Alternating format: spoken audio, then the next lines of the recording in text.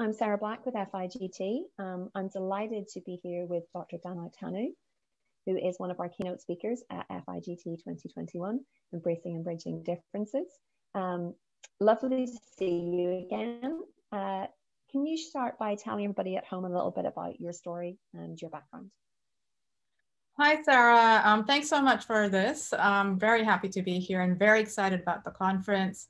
So I identify as a third culture kid, and for those who don't know, it's about people who grew up moving around from country to country, like, expat children and so on, missionary kids, military brats, so on and so forth.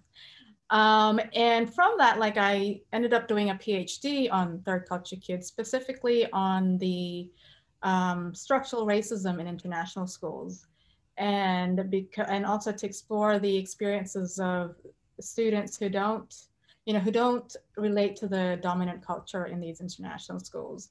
And that's sort of what I did. But as a third culture kid, anthropology is awesome, in case you don't know, because for those who move around, you go to a new place and then you kind of have to figure out how things work there and, figure out the rules. And that's sort of what anthropology is.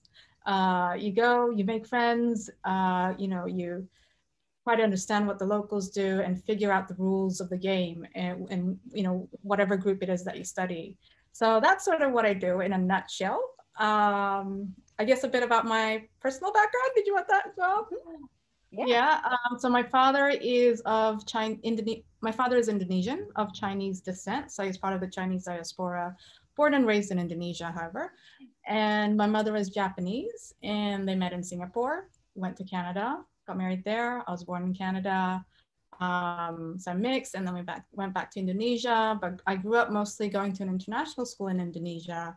And then, grade 5, Japan, that was a really hard year. And then went back to Indonesia and then finished off high school in Singapore. But my sister didn't go to an international school. And so, and that's part of the reason why I wanted to do this research, because it's often said, the country where you live in kind of affects your culture. But in my case, my sister and we have very different cultures. When we're together in the family, it just doesn't matter at all. But when we're interacting with other people, it's suddenly kind of obvious that, we're kind of raised a bit differently. And so I kind of realized that, education, schools they have a huge impact on children, more than we, I think, really understand. And so that's sort of why I really got into this research, trying to understand how the educational, system affects identity. And not just you don't just learn math and English, how to write and stuff like that. It actually shapes who we are. So yeah, that's what I do and who I am, I think. Awesome. And if you don't know, the book is called Growing Up in Transit, which I can say that for you. Our theme this year is embracing and bridging differences. What does that mean to you? Yeah, so it's a huge topic. I mean, and I think we kind of have to start with what is difference really? It could be about race, about class, about culture, ethnicity, language, but sexual orientation, gender, etc. But it could also be how we communicate, direct, indirect, and not just because of culture, but because of personality, right? So for example, and that can cause a lot of clashes. But when we still talk about embracing and bridging differences, in a way, it's quite cliche. But then again, I know FIGT came up with this before 2020. And so in a way, it's sort of wow, did FIGT predict what was going to happen in 2020? No. So it's very timely, very timely. And, as TCKs, as third culture kids, you kind of grow up being told you're international, you're going to be the bridge for the world. And we kind of grow up thinking, yeah, I want to be a bridge. I want to be a bridge. But it's what is that actually? It's quite vague. But I think embracing differences and bridging differences is actually a lot of hard work. It's not this glamour, jet setting, flying here and flying there. It's hard work. It's everyday work, nitty gritty. And it takes a lot of, and so for me, I'm thinking more in terms of conversations and social settings, or not social settings, but anytime people are interacting, right? Because I'm an anthropologist, I study people.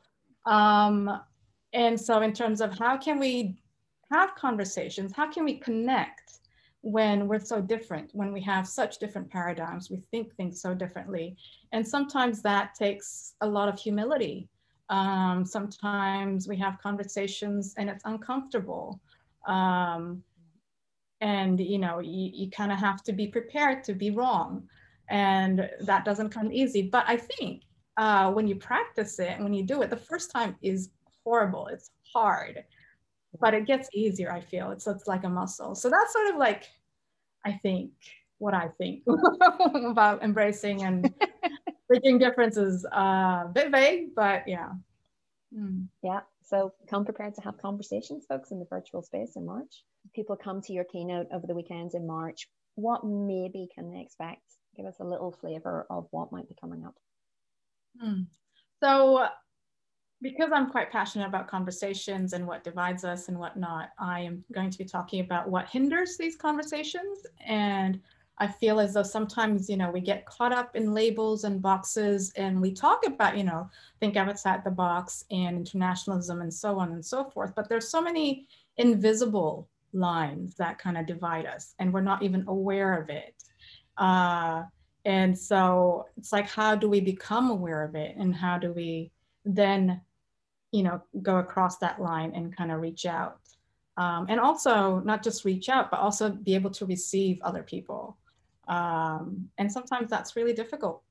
I know, because I've experienced that. I've experienced making that box and going, don't come near me, and also having other people do that to me. So yeah, that's sort of what I'm going to be talking about. Amazing. Really looking forward to seeing all of that in March. Dana, thank you so much. If you haven't signed up for conference yet, FIGT.org, and you can do that now. We hope to see you in March. Thank you. Thank you. See you.